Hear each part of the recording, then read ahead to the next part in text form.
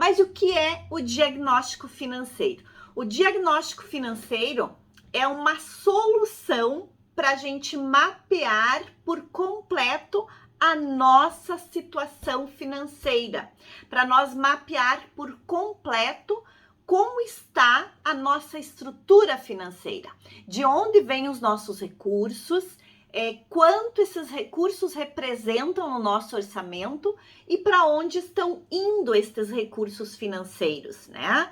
Ou aonde a gente está gastando aquilo que geramos de receita, aquilo que entra de renda todos os meses na nossa conta, né? E aí pensando que se mais pessoas participam dessa geração de renda, né, por exemplo, a esposa e o esposo têm salário, são assalariados e os dois, a renda dos dois faz parte do orçamento familiar. Se tem algum filho que também contribua com o orçamento familiar, aí a renda dele também contribui aí com o orçamento familiar, também precisa ser considerado. Então, estas são questões que a gente precisa entender.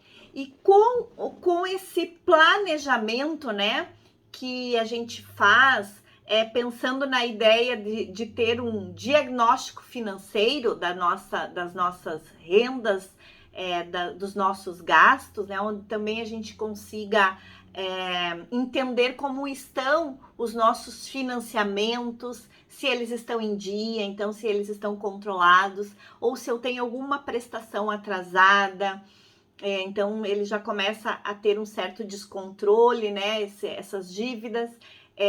Se eu tenho mais de uma, quantas são, qual o valor que representam, quando eu termino de pagar, qual é o valor desses financiamentos. Então, para além de saber as prestações, né, também entender qual é o custo, as taxas que eu pago nesses financiamentos, entender também se eu tenho ou não em algum desses financiamentos bens em garantia, se eu coloquei algum bem em garantia, algum imóvel, enfim, né?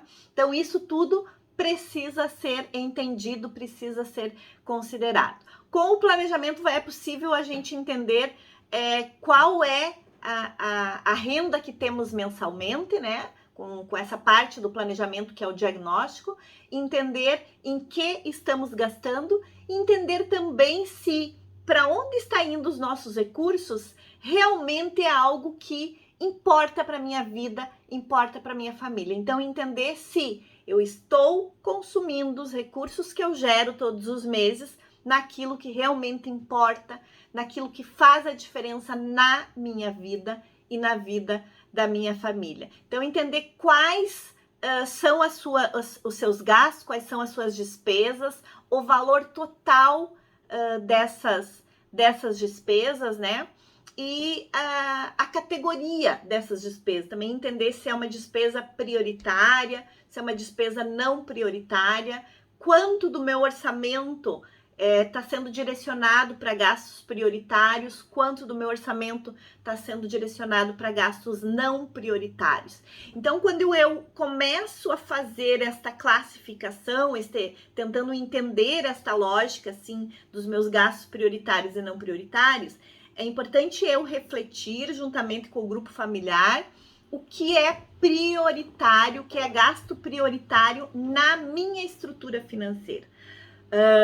Essa é uma questão muito particular, é uma questão muito específica, então eu preciso ter em mente que o que é prioridade para mim talvez não seja prioridade para outro grupo familiar. Mesmo dentro da família, a gente pode ter prioridades diferentes.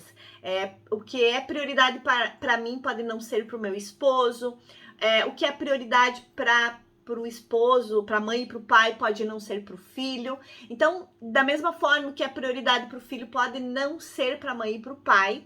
Então, alinhar estas questões, até porque assim, ninguém consegue ficar comprometido por muito tempo se as suas prioridades, se as suas vontades pessoais específicas não estão sendo contempladas. Então, este é um acordo que tem que acontecer no grupo para que todos estejam comprometidos. Talvez vocês mostrem, né, tentem elencar ali aquilo que vão iniciar primeiro como prioridade, né? E a partir disso, vocês também tentem ir fazendo um rodízio de prioridades nesse processo. Então, isso é uma questão, assim, que precisa ser conversado. Então, é a hora de você fazer um levantamento das suas dívidas, né? A gente já comentou antes, para quem você deve, quanto você deve, quais são quantas parcelas você deve, quais são os custos desse financiamento. E uma outra questão também que é importante, entender qual foi o motivo que te levou a contrair esse empréstimo, né?